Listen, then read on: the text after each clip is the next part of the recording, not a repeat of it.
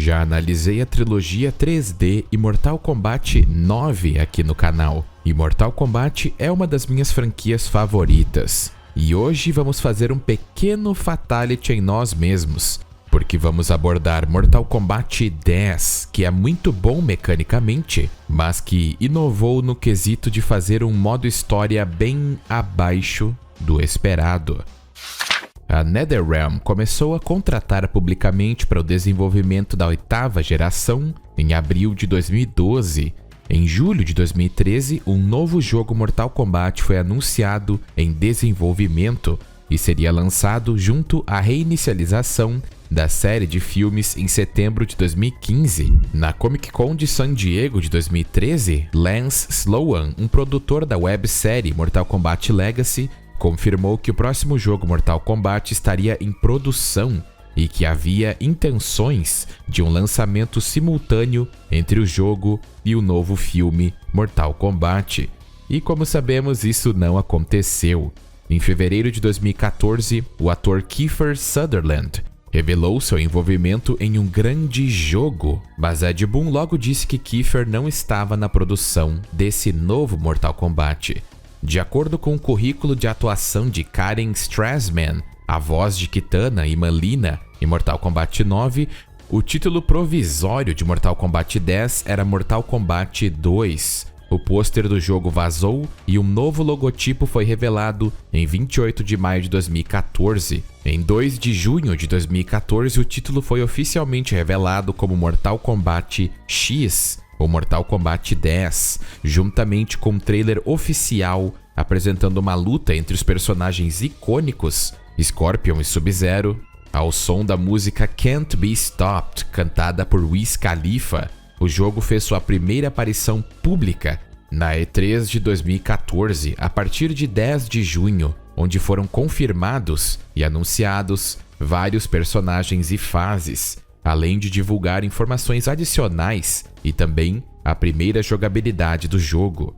Antes do lançamento de MKX, a DC Comics publicou uma série de quadrinhos baseada no jogo, que era uma parte canônica de Mortal Kombat, e diga-se de passagem, é melhor do que a própria história do jogo, mas infelizmente a canonicidade delas foi revogada pelo lendário, mas não pelos bons motivos, Dominic Scianciolo, um tempo considerável depois. Goro foi oferecido como bônus de pré-venda. Mais tarde, após o lançamento do jogo, ele também foi disponibilizado para compra. O comercial oficial de televisão e o trailer de lançamento do jogo foram dirigidos por Chavo Odadjian, membro da banda System of a Down, e tinha como trilha sonora Chop Suey. Mortal Kombat 10 teve uma cena competitiva até que bem considerável para os padrões da franquia e foi usado em competições de eSports com torneios internacionais na Europa, Ásia e América do Norte, sem contar a EVO, que ele também participou muitas vezes. Alguns desses torneios tinham prêmios semanais de $1.000, começando em 19 de abril de 2015, com final de temporada em 11 de julho de 2015, no valor de $100 mil. As finais da primeira temporada da ESL Pro League foram vencidas por Dominic McLean, ou o tão conhecido Sonic Fox da Critical Reaction. Ele usou Kitana como sua main e Aaron Black como seu secundário. Sonic Fox ganhou um total geral de $60 mil nas finais da primeira temporada. A segunda temporada da ESL Pro League para Mortal Kombat 10 começou em 18 de outubro de 2015 e terminou no início de 2016. Isso sem contar os outros inúmeros torneios que Mortal Kombat participou. O lançamento mundial do jogo, exceto da Alemanha, para PC, PlayStation 4 e Xbox One, foi em 14 de abril de 2015. A edição Collector do jogo inclui uma estatueta de Scorpion e a skin Gold Scorpion, bem como acesso ao futuro Combat Pack 1. E falando nele, Jason Voorhees foi anunciado como o primeiro personagem no Combat Pack. Uma semana depois, Predador foi revelado como o segundo, porque ele acabou sendo vazado pela Xbox Game Store. com Tremor de Mortal Kombat Special Forces e Tanya de MK4 completando posteriormente o elenco do Combat Pack.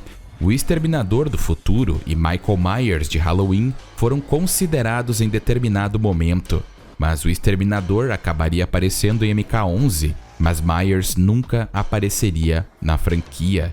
Em 28 de agosto de 2015, foi anunciado que os ports do jogo para PlayStation 3 e Xbox 360 foram cancelados, devido à impossibilidade de fazer com que a versão dos consoles de última geração atinja os padrões de qualidade estabelecidos pela geração atual. Uma verdadeira pena. O Combat Pack 2, quando lançou, revelou 4 personagens: Borraicho de Deadly Alliance, um novo personagem chamado Triborg, que apresenta Cyrax, Sector, Smoke e Cyber Sub-Zero como suas variações, o lendário Leatherface e o Xenomorfo. O Combat Pack 2 também torna Goro jogável para aqueles que não o tinham como bônus de pré-venda. A NetherRealm ainda fez uma versão Android e iOS de Mortal Kombat 10, e o jogo era um híbrido de luta e batalha de cartas grátis para jogar. Os jogadores inclusive podiam desbloquear conteúdo na versão de console jogando a versão mobile. Até mesmo Freddy Krueger apareceu nessa versão, assim como Jade, Baraka, que ficou de fora do jogo apesar de aparecer na história, Goro e Leatherface. Sem contar que o jogo roda inteiramente na Unreal Engine 4, porque na atualização 2.0 foi mudado da Unreal Engine 3 para a 4, e o aplicativo tem mais de 50 milhões de downloads no Android. Nem precisamos dizer que Mortal Kombat 10 foi um sucesso absoluto. Em 2019 foi confirmado que o jogo já havia vendido mais de 10 milhões de cópias. Ele também foi o jogo mais vendido da franquia até aquele ponto e o 9º jogo mais vendido no varejo de 2015 nos Estados Unidos. Então o jogo arrecadou muito dinheiro. Foi nesse jogo que a vibe sombria da era Midway foi praticamente abandonada. Porém, em MKX, os gráficos são de fato bem melhores por ele ser um jogo da próxima geração. E eu digo que foi um upgrade considerável. Mas em termos de trilhas sonoras, eu diria que MKX é bem inferior a MK9. Até porque a trilha sonora não foi composta por Dan Forden e seus companheiros de música. Ela foi composta pela Dynamedion, uma companhia de música alemã. E o problema dessa OST para mim é que eles tentaram focar muito no cinematográfico. E até que ficou ok, mas esse tom cinematográfico acabou fazendo com que eles esqueçam do resto. Para mim, a melhor música desse jogo de longe é o primeiro round da Câmara Jinsei, que é um metal brabo.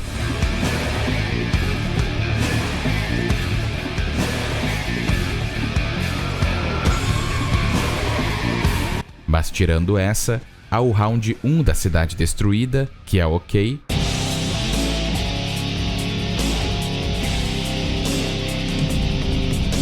E as Florestas Kuatan, que também é ok.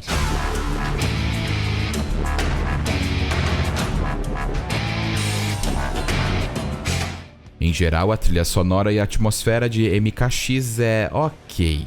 Durante o modo história, praticamente não há presença do tom mais sombrio que definiu a franquia, somente algumas partes visuais, como no Templo do Céu de Raiden, e até mesmo eles indo para o submundo e que não tem aquela atmosfera sombria que deveria ter. Muitas pessoas reclamaram da ausência de cor desse jogo, mas para mim não tem nenhum problema. E em termos de direção de arte, eu acho bem legal, especialmente alguns cenários como o submundo e também, principalmente, alguns trajes alternativos. Mas eu sinto que a trilha sonora deixou a desejar drasticamente, e isso afetou o tom do jogo pra mim. E apesar de graficamente ele ser melhor que Mortal Kombat 9, na minha opinião, em termos de atmosfera, MK9 é ainda assim muito melhor.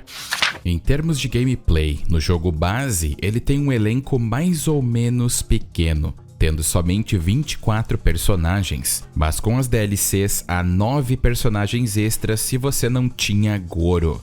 E esse jogo marca o retorno de personagens favoritos ao público, como Scorpion, Sub-Zero, Liu Kang, Kitana, Raiden, Reptile, Ermac, entre muitos outros. Mas MKX ampliou muito a lore dessa nova linha do tempo e adicionou diversos personagens novos, nunca antes vistos na franquia, como a infame Davora, um ser da raça Kytinn, que tem aparência humanoide misturada com inseto, e ela ainda pode controlar outros insetos da colmeia dela. Tem também Farah Thor, uma dupla simbiótica que consiste em uma jovem guerreira com armadura e um bruto mascarado gigante, e o famosíssimo Kotal Kahn, um ser de outro reino e povo que é chamado de Osh-Tekk, e ele é supostamente o deus do sangue, entre aspas, puramente por suas tradições Osh-Tekk, e visualmente ele tem inspirações nas raízes astecas. E após a queda de Shao Kahn e uma guerra civil contra Mileena, ele se tornou o novo imperador da Exoterra. Ou melhor, ele se tornou o novo Khan da Exoterra, pois o nome dele era Kotal somente. Devido ao fato do modo história abranger 25 anos desde o término de MK9, o jogo também apresenta os filhos de vários personagens da série, como Cassie Cage, a filha de Johnny e Sonya, Takeda, o filho de Kenshi, e também Jackie Briggs, a filha de Jax e Vera.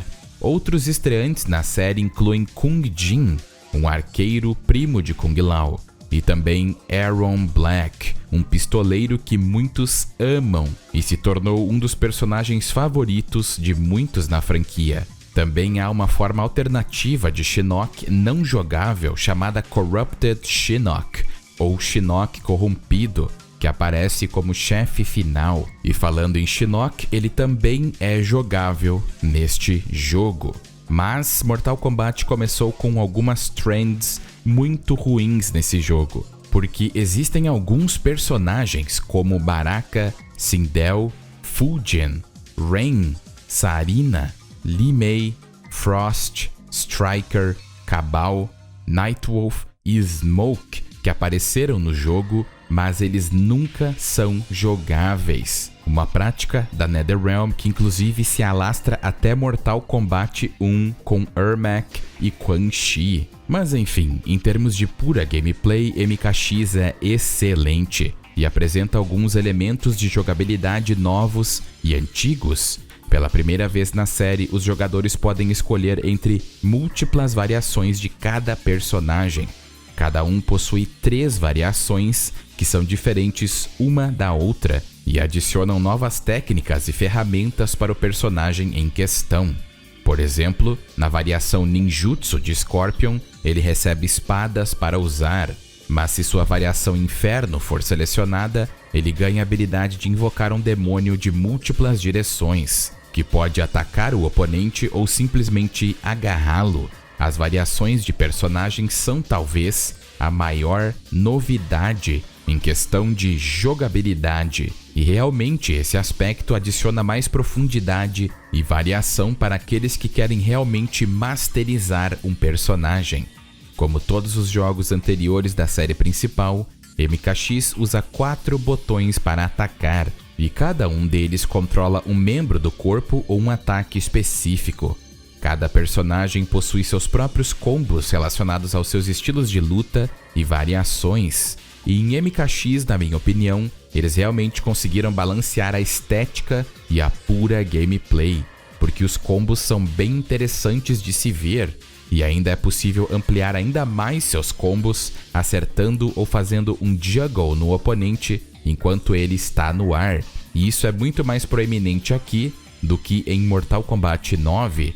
O jogador também apresenta o medidor de vigor ou de resistência. Esse medidor está localizado abaixo das barras de saúde. Ele possui 2 barras que são usadas quando o jogador faz certas coisas. No entanto, nem todas as ações usam uma barra inteira. O Dash, por exemplo, usa um pouco do medidor. Fugir do oponente que apareceu em jogos anteriores de Mortal Kombat também retorna e esgota o medidor de resistência.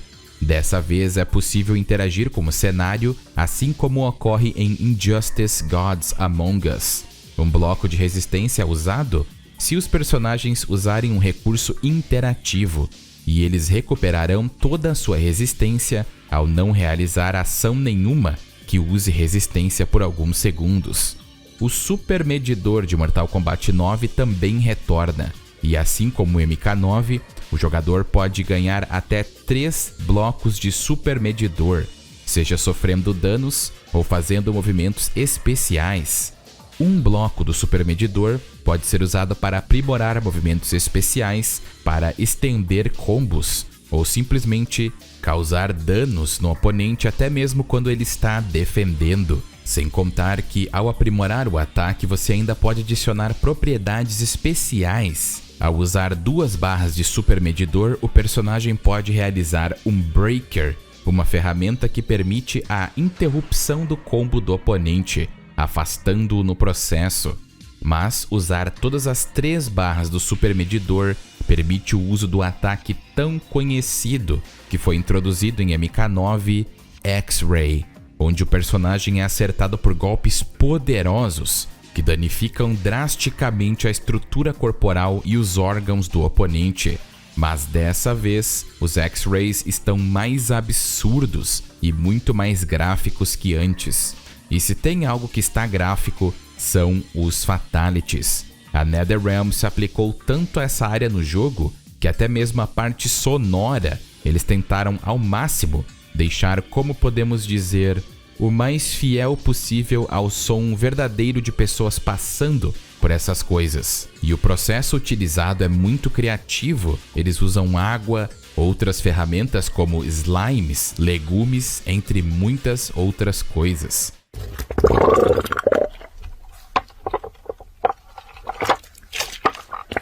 Há litros e litros de sangue nos Fatalities, e certas partes da anatomia humana que aparecem, você nem imaginava que seria assim.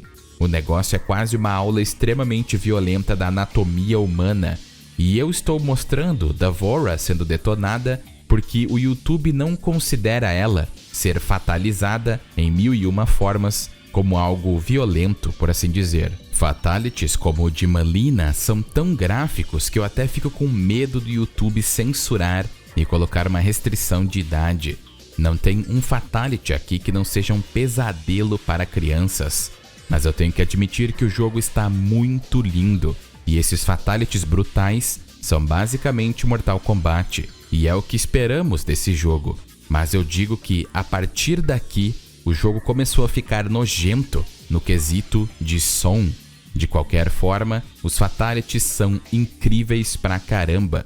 E não se preocupem, não somos psicopatas por gostar de ver Fatalities, especialmente de ver Davora ter o que merece. Em geral, a gameplay de Mortal Kombat 10 é definitivamente um upgrade em comparação ao jogo anterior, e a NetherRealm refinou muito sua arte nesse quesito, mas se compararmos esse jogo com MK9, ele até tem bastante conteúdo, e por aqui também vemos novas iterações da cripta e a torre do desafio. No básico, nós temos o modo versus, modo online e modo história, e temos a torre, mas ela age de forma diferente agora. Há também as guerras de facção, que você participa e joga online contra oponentes e vai contribuindo junto aos outros, completando desafios para que no fim uma dessas facções vença no final de cada semana. E eles deram um passo extra, porque além de anunciarem qual facção venceu, eles também anunciavam qual jogador dessa facção venceu. Os jogadores também podem ganhar várias recompensas competindo nesse modo, algumas das quais são as Faction Kills, específicas de cada facção, uma nova forma de Fatality, e você pode escolher entre as facções das Forças Especiais, os Guerreiros Lin Kuei, os Monges do Lotus Branco, os Mercenários do Dragão Negro e os Acólitos da Irmandade das Sombras. O novo modo Torre ou Torres Vivas tem uma ideia parecida com a de MK9, com alguns elementos dificultando certas coisas na luta, mas elas são chamadas de torres vivas porque são sempre online e você precisava estar online também. Havia eventos específicos ali e basicamente você sempre tinha um desafio e você pode jogar como seu main ou outro personagem que curta e não ser limitado ao que a torre de MK9 fazia. Se isso é bom ou ruim, eu deixo para vocês decidirem, mas eu digo que prefiro muito mais o sistema da torre de MK9, apesar de teoricamente as torres vivas te darem desafios ilimitados. Ainda há os modificadores que afetam as partidas, como estar sem X-Ray, os combatentes ficarem mais velozes ou mais fortes, entre outros. E as recompensas que os jogadores recebem ao jogar as torres vivas são moedas, modificadores de jogo, ícones e outros itens para personalizar seu cartão de combate. É possível jogar também o modo Test Your Might e Test Your Luck para ter mais variedade na gameplay. Agora, se tratando da cripta, como dito anteriormente, ela retorna. E agora há 3 locais diferentes para coletar as recompensas: Deadwoods Cemetery, os túneis de aranha e a tumba de Shao Kahn. Assim como em Mortal Kombat 9, a cripta é explorada na visão em primeira pessoa. Eventos Quicktime Events também estão presentes. Dependendo da área em que o jogador se encontra, ele pode ser atacado por monstros na forma de lobos, aranhas ou construções de sangue.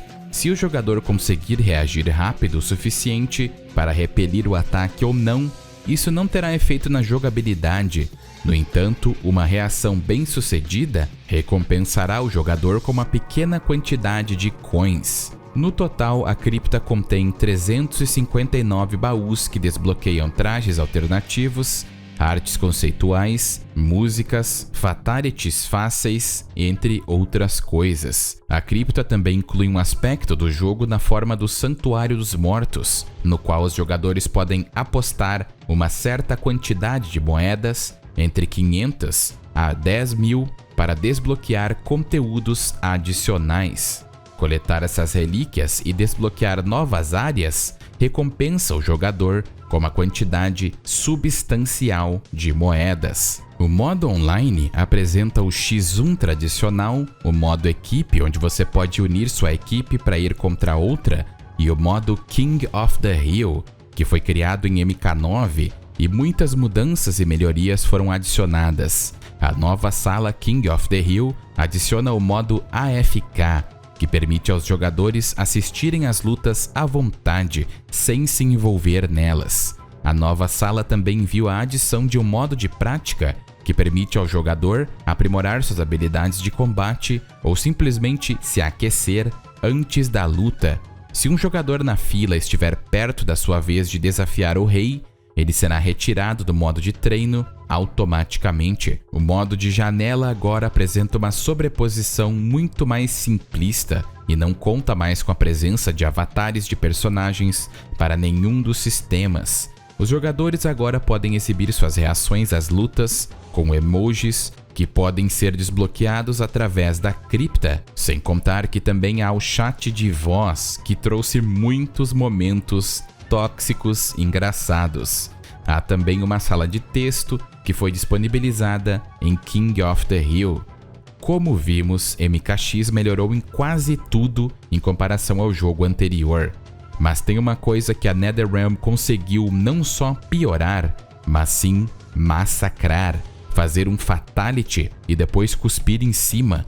E isso foi o modo história, meus amigos. Se você viu minha timeline definitiva dessa era, sabe do que eu estou falando.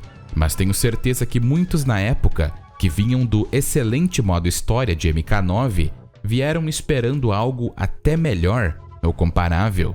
Mas aí tivemos o pior modo história de toda a franquia. Mortal Kombat 10 trabalha com flashbacks que ocorrem durante certos eventos da história. Então, vou contar essa história para vocês com uma linha do tempo mais coesa. E o jogo pega diretamente o gancho da derrota de Shao Kahn e ficamos sabendo que tudo era obra de Shinnok, que usou Quan Chi para efetivar seus desejos. 2 anos após tudo isso, Shinnok atacou a Terra com suas armadas do submundo e ocorreu uma grande guerra entre o Reino da Terra, ou Plano Terreno, e o submundo. O deus ancestral caído vai pessoalmente ao Templo do Céu de Raiden com a intenção de envenenar o Jinsei. Shinnok faz uma tremenda bagunça e derrota os 2 deuses, Raiden e Fujian, facilmente e quase os prende dentro do seu amuleto. Mas para a sorte dele, Johnny Cage intervém e derruba o amuleto de suas mãos. Shinnok incapacita os companheiros de Cage, sendo eles Kenshi e Sonya, mas Johnny consegue segurar o deus ancestral quando ele desperta os seus poderes verdes divinos, um poder que vem diretamente de um culto mediterrâneo de guerreiros, criados para servir os deuses. Esse poder amplifica o nível de poder de um indivíduo a níveis muito além de mortais, e Johnny consegue mandar o amuleto para Raiden. O deus do trovão aprisiona Shinnok dentro de seu próprio amuleto. Nos momentos finais da guerra contra o submundo, Johnny e Sonya viajam para a fortaleza de Quan Chi, na esperança de derrubar o necromante e seus corrompidos antes que possam causar mais problemas. Na luta contra Quan Chi, Scorpion e os Revenants de Jax e Sub-Zero, que tinha retornado à forma humana, e a explicação, é claro, está nas HQs, porque Quan Chi usou sua magia. Johnny então é esfaqueado e Quan Chi começa a invocar um corrompido quando sua alma começa a deixar seu corpo. Sonya consegue derrotar Quan Chi, no entanto, Raiden é capaz de reverter o feitiço, salvando não apenas Johnny, mas também devolvendo Sub-Zero, Jax e até Scorpion à vida. Nos anos seguintes, Johnny e Sonya se casaram e tiveram uma filha chamada Cassie, e depois se divorciaram. Scorpion reviveu Crusher Airyu enquanto orientava o filho de Kenshi, Takeda, e Sub-Zero se torna o novo grande mestre do Lin Kuei após matar Sector. 20 anos depois, Johnny monta uma equipe de lutadores composta por Cassie, Jackie, Takeda e Kung Jin.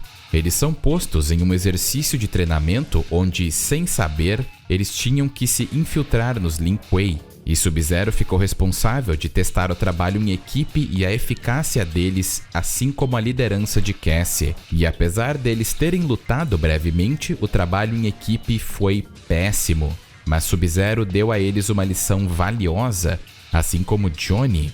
Depois disso, eles são enviados para a Exoterra para resolver uma guerra civil entre a ex-imperatriz Mileena, que obteve o amuleto de Shinnok, e o atual imperador da Exoterra, Kotal Kahn.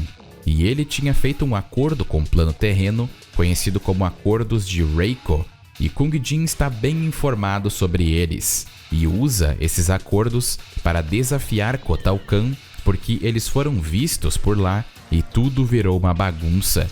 E por incrível que pareça, Kung Jin derrota Kotal. E apesar do imperador dizer para Jin eliminá-lo, ele se recusa e diz que quer ajudá-los. Simplesmente uma escrita terrível.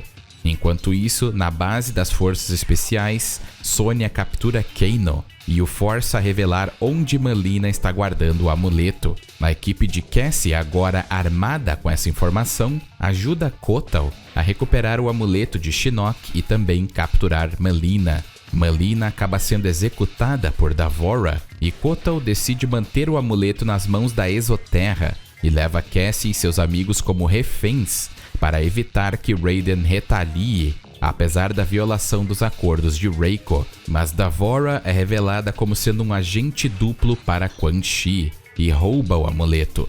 Cassie e sua equipe escapam do cativeiro e informam Sonya sobre as intenções de Davora. Jax e Kenshi, auxiliados por Sareena, lideram um ataque ao submundo e conseguem capturar um Quan Chi bem enfraquecido, que é trazido de volta ao plano terreno e mantido em um campo de refugiados. Scorpion acabou descobrindo através de Sub-Zero a verdade sobre o envolvimento de Quan Chi nas mortes de sua família e clã, e isso não apenas encerrou a rivalidade entre os dois clãs, como também fez com que Scorpion, cheio de raiva, se infiltrasse no campo de refugiados. E ao lado de seu clã, eles foram lá para assassinar Quan Chi. Scorpion derrota Kenshi, Johnny e Sonya, e depois ainda derrota Quan Chi. E enquanto Scorpion se prepara para matar o feiticeiro, D'Vorah chega com um amuleto. Quan Chi consegue terminar o feitiço momentos antes de Scorpion fazê-lo perder a cabeça. E por ele ter completado o feitiço, Shinnok é liberto do cativeiro. Então todo mundo ali é solado e Johnny é feito de prisioneiro para não ter mais surpresas para Shinnok. Com a ajuda dos corrompidos de Quan Chi, Shinnok e D'Vorah atacam o Templo do Céu, onde subjugam Raiden. Shinnok então entra no Jinsei e o corrompe, transformando-se em uma entidade extremamente poderosa no processo, o tão conhecido Shinnok corrompido. A equipe de Cassie persegue Shinnok apenas para ser interceptada por Kotal Kahn e seu exército.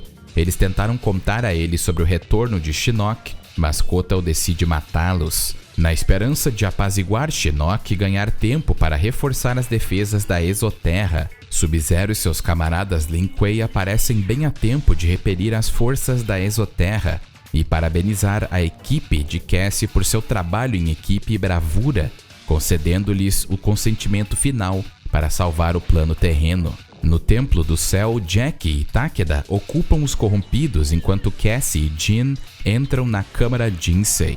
Lá, Cassie derrota D'Vorah e depois derrota Shinnok e resgata seu pai. Raiden, que estava gravemente ferido, tenta purificar o Jinsei, removendo os poderes recém-adquiridos do deus ancestral caído, e força os corrompidos a se retirarem. Sonya e seus soldados chegam e a família Cage se reúne. Algum tempo depois, é revelado que os corrompidos de Liu Kang e Kitana assumiram a liderança do submundo na ausência de Shinnok. Mas Raiden acabou sendo corrompido no processo da purificação do Jinsei. E como um aviso final aos inimigos do plano terreno, ele apresenta aos novos governantes do submundo a cabeça de Shinnok, ainda viva, e diz a eles que eles vão enfrentar destinos piores que a morte se ameaçarem o plano terreno. Amigos, tem poucas coisas que realmente salvam a história desse jogo. Cassie vencer Shinnok corrompido é um nível de estupidez e Deus Ex Machina sem limites. E simplesmente dizer que ela usou os poderes verdes, que inclusive somem em Mortal Kombat 11, é o cúmulo de um Deus Ex Machina. Isso sem contar que Shinnok tinha se unido ao seu amuleto e ainda absorvido a energia Jinsei e ficou massivamente mais poderoso. Isso colocaria níveis muito superiores aos dos deuses ancestrais normalmente, e mesmo assim ela o venceu. E não é só isso, Kung Jin vencer o Imperador da Exoterra é algo extremamente estúpido, não há palavras para descrever. A implementação de uma nova geração foi feita de uma forma tão porca que é difícil gostar deles ou simplesmente acreditar que eles realmente estão vencendo, se não pelo roteiro. O fato de terem colocado novatos inexperientes no início, mas que se tornam ultra poderosos pouco tempo depois, é um absurdo no mau sentido.